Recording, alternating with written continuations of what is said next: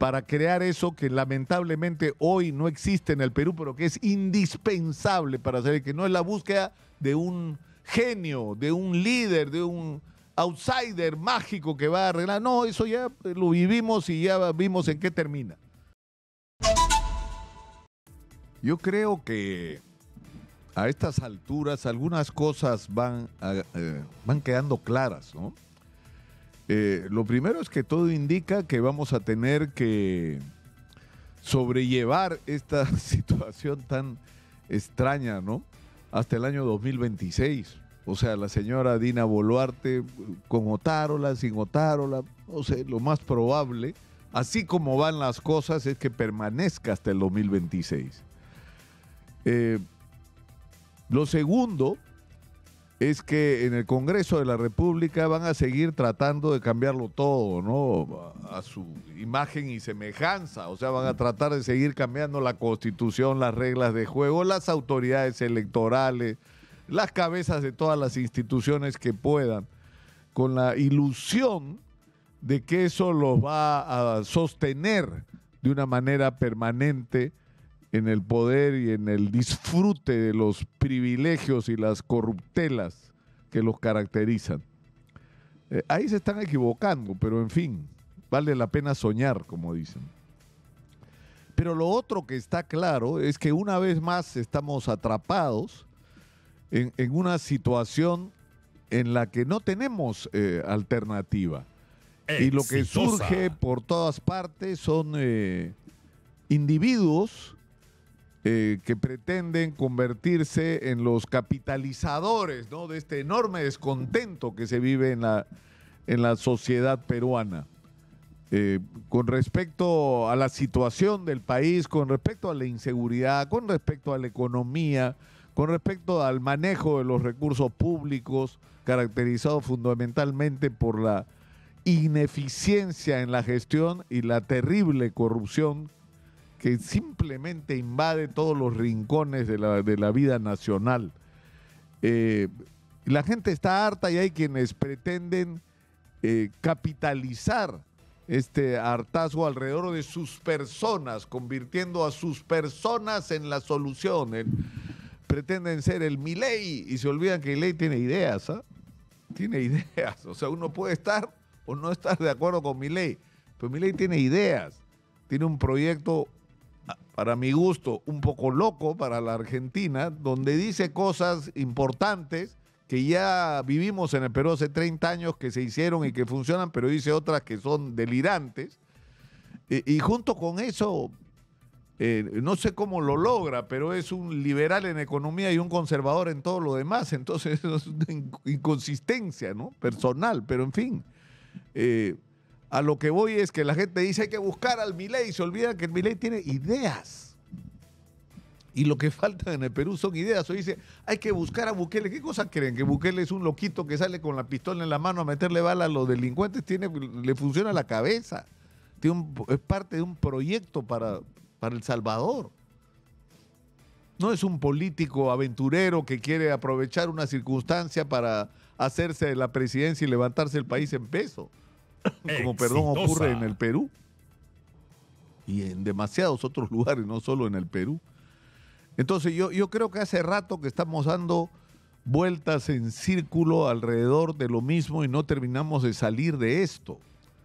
Y yo he tratado de insistir en las últimas semanas y meses en que el Perú ha pasado por momentos determinantes de una historia republicana lamentable, de 200 años de desmadre, de pérdida de oportunidades, de división, de pérdida hasta de territorio por la división entre nosotros y la incapacidad de tener un proyecto común como país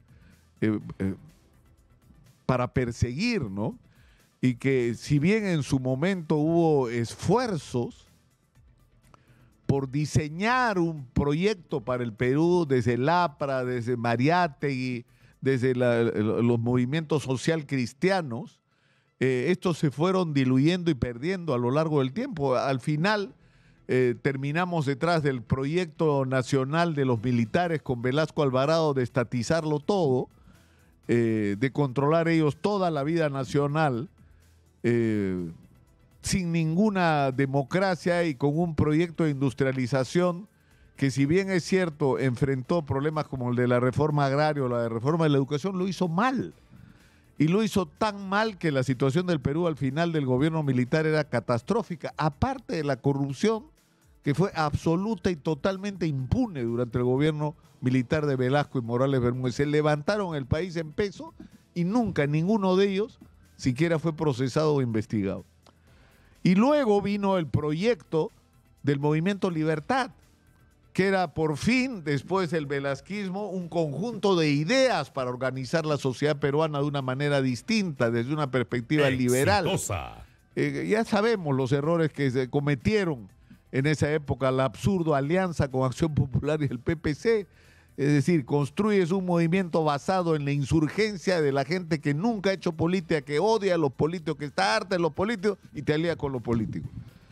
Es decir, hay que tener una falta de conexión de la realidad para tomar una decisión de esa naturaleza y los resultados están a la vista. Le ganó Fujimori, le podía ganar cualquiera. Felizmente, como lo hemos dicho acá, Fujimori hizo, aunque mal, ¿no?, algunas de las cosas que el Movimiento Libertad promovió, y gracias a eso el Perú es lo que es hoy. Un país que ha crecido de una manera extraordinaria en términos macroeconómicos y no ha resuelto sus problemas. Entonces, ese es nuestro problema. Y lo que tenemos, y hemos tenido que en las últimas décadas, a gente de izquierda, de centro y de derecha peleándose por el gobierno, pero a la hora que han llegado al gobierno todos han hecho lo mismo, han gestionado lo que encontraron, lo que les dejó Fujimori. ¿Para qué? Para forrarse, para vivir colgados de la teta del Estado, ¿no? El Estado ha crecido de una manera descomunal porque llegabas al gobierno, metías a tu gente, salías, entraba el otro, traía a su gente.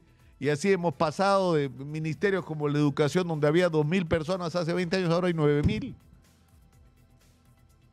O el Congreso de la República, que ya parece una broma. Pero en fin, a lo que voy es que estamos atrapados en una situación donde tenemos no solamente un país que solo gestionado de una manera eficiente y con honestidad, podría ser un país completamente distinto. Pero además, con lo que tenemos, sin invertir nada nuevo, con lo que tenemos. Pero si somos capaces de reconocer que lo que tenemos como país es algo extraordinario y que si lo sabemos aprovechar de manera inteligente, podemos convertirnos en una economía potente, pero habiendo aprendido la lección de que el crecimiento no se puede hacer para favorecer a un pequeño grupo de personas y de privilegiados, que el crecimiento tiene que servir para transformar la vida de toda la sociedad y darle a toda la sociedad las oportunidades de progresar, de hacer empresa, ¿no?, de tener sus propiedades, su vivienda, un acceso a una salud de calidad. Es decir, eso es lo que tenemos que pensar. Y tenemos que ser imaginativos para enfrentar el problema, por ejemplo, de la minería, como ya se ha dicho hasta el cansancio. Ya nos aburrimos de decir, tenemos el mineral que el mundo necesita, pero ¿qué vamos a hacer? ¿30 años más vamos a seguir sacando piedras y mandándolas para afuera, para que se hagan ricos afuera? ¿O vamos a empezar a procesar el mineral en el Perú haciendo refinerías, aprovechando además que tenemos el puerto de Chancay, que va a ser la puerta al mundo? Porque el mundo ahora está en el Pacífico. La mayor parte del comercio mundial se hace en el Pacífico y no en el otro lado. Y tenemos tratados de libre comercio que tenemos que aprovechar y multiplicar. Entonces, hay muchísimas cosas que se pueden hacer. En el caso de la minería, acá lo han dicho 3 o 4 especialistas distintos. Hay que hacer refinería, hay que hacer contratos que le den estabilidad a los inversionistas, que le den confianza, pero aguanta. Hay que darle confianza también a las comunidades. O sea, no podemos tener un proyecto de explotación de nuestro recurso minero en medio de charcos de sangre, porque tenemos que enfrentar a balazos a las comunidades que no son satisfechas en sus necesidades, que sienten que no se benefician de la riqueza minera cuando es la tierra sobre la que han vivido por siglos. Entonces hay que hacer algún tipo de acuerdo también con las comunidades de largo plazo, por 30 años o por todo lo que se pueda, para aprovechar esta circunstancia extraordinaria que nos ha dado la vida. Y lo mismo nos pasa con la agricultura de exportación y con el turismo. Es una vergüenza que tengamos los turistas que tenemos. En realidad somos una cadena de oportunidades extraordinarias que están siendo desaprovechadas. Y yo desde acá lo que he estado tratando de hacer en todos estos últimos meses sobre todo, es imponer un poco de reflexión y de responsabilidad.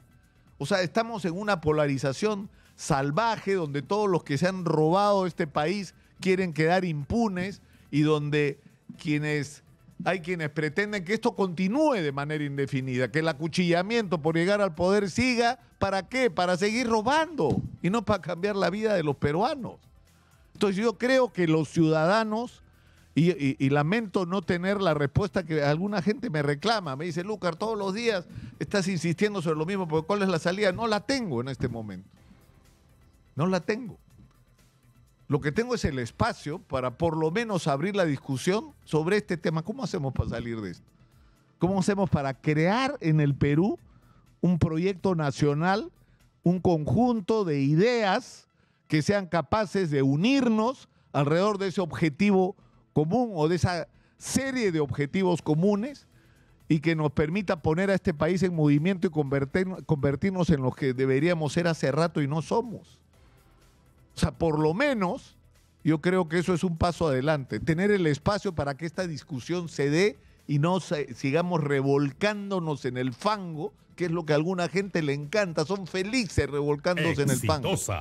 Bueno, a mí no, pues creo que a la inmensa mayoría de peruanos tampoco.